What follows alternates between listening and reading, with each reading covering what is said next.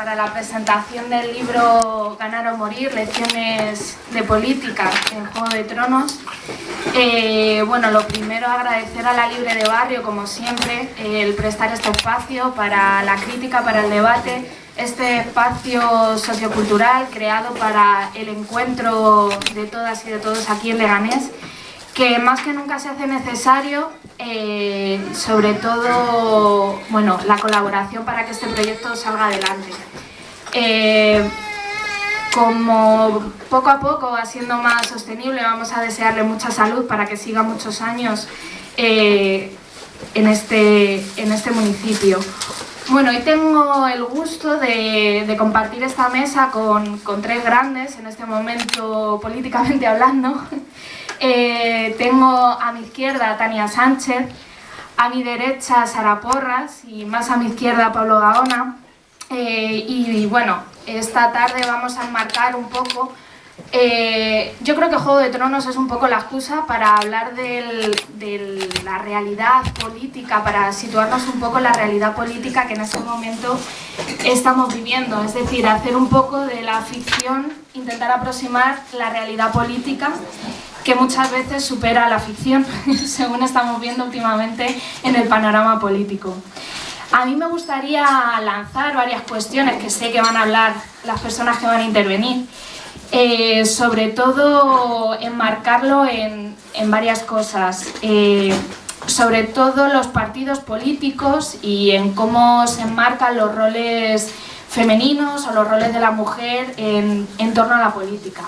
A mí me gustaría lanzar varias cuestiones que quizás sea para el debate o quizás sea para resituar un poco de lo que vamos a hablar hoy.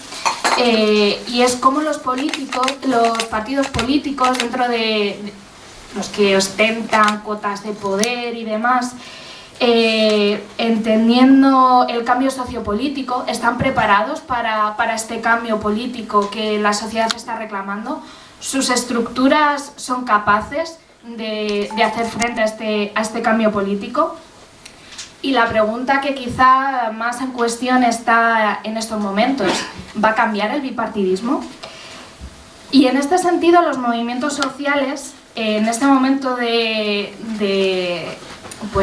conflicto, ¿van a seguir después de las elecciones reclamando o se está dando un entorno nuevo de desmovilización que se cambia por la representación política? Y lo que a mí también me interesa bastante en este sentido es que si este momento va a ser el momento del movimiento feminista y cómo la vorágine actual va a ser capaz de canalizar todas las demandas feministas en este cambio político actual. En cuanto a la primera pregunta que planteo ante la capacidad que van a tener los partidos, que hemos denominado algunas y algunos del régimen bipartidista, vemos cómo no han sido capaces de responder a las demandas de la sociedad ante la emergencia social. Y estos partidos fundamentalmente están enrocados en sus lógicas internas y sus lógicas de gestión y ni siquiera son capaces de escuchar a sus bases. ¿Por qué? Porque solamente se han ocupado de la gestión. El problema es que solo son el escaparate, estos partidos, de cara a las elecciones. Marcan en un programa político que puede ser su escaparate, sin embargo, el grado de cumplimiento de este programa termina no siendo importante, siendo simplemente uno más en la gestión de las instituciones. Y es que no tenemos los mecanismos de control, ni siquiera de rendición de cuentas para que esto no sea así. Es decir, nos encontramos ante la tesitura de que plantean programas que pueden basarse en las necesidades de la emergencia social y de lo que la sociedad reclama. Sin embargo, luego se enrocan en la gestión y da igual que cumplan el programa o no, simplemente porque se visten de estabilidad del sistema y lo que da lugar finalmente a la corrupción. Da igual que nosotras o nosotros cumplamos con lo que estamos diciendo, porque estamos gestionando lo que nos viene dado, y al final da igual si yo he sido corrupto o corrupta en las instituciones, porque lo que termina siendo fundamental es la estabilidad del sistema. Y claro, entramos en la lógica de la legitimidad, y es que, como le pasa a Joffrey cuando está en el trono, no basta con estar en el trono, sino que no eres el representante legítimo que tu pueblo quiere. En este sentido, los partidos del régimen van a ser capaces de entender el cambio sociopolítico que reclama la mayoría social, o solamente van a competir electoralmente por esas cuotas de poder institucionalizado que se está poniendo en cuestión ahora.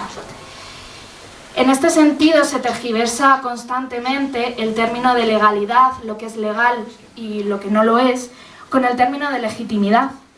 Quien ostenta incluso dentro de los partidos esta legitimidad de liderazgo fuerte, simplemente son propuestas vacías de contenido. Entonces estamos ante una tesitura. ¿El liderazgo está anulando la democracia? ¿Estamos ante una democracia que no es democracia? ¿Y el interés general? En este sentido, Calesi sabe jugar con la legitimidad. Se ha ganado la legitimidad moral que ella, con el cambio que propone, con un cambio justo, con esa legitimidad de lo que el pueblo quiere, ha sido capaz de ganarse un ejército y de ganarse esa gente que le sigue para conquistar el trono, ese trono que le es legítimo, porque ella está con el pueblo. No es casualidad, en este sentido, la memoria de pez que se tiene en política, y hacer frente al poder con todos sus privilegios se torna complicado cuando se tiene que enfrentar quién tiene que ostentar el poder, quién tiene que tener ese poder, y la fragilidad que supone hablar de la estabilidad del sistema. Los movimientos sociales, en este sentido, han generado toda esa influencia de cambio, que es lo que yo lo intento asimilar un poco a Calesi, a través de la conciencia colectiva que ha ganado la fuerza para ganarse ese trono, en beneficio de la movilización y conseguir unos resultados que le lleven a ganar el trono. Los partidos del régimen manejan la opinión, pero hacerla de su arma electoral y legitimarse se torna más complicado que nunca. Y la legalidad es cuestionable. Han barrido los derechos y el marco de la Constitución. Y entonces, cuando hablamos de legitimidad moral en este momento, estamos hablando de la legitimidad del pueblo que te da para poder abarcar todo un cambio político que creemos realizable. Yo no quiero entrar en más análisis ni en más conjeturas de Juego de Tronos ni demás.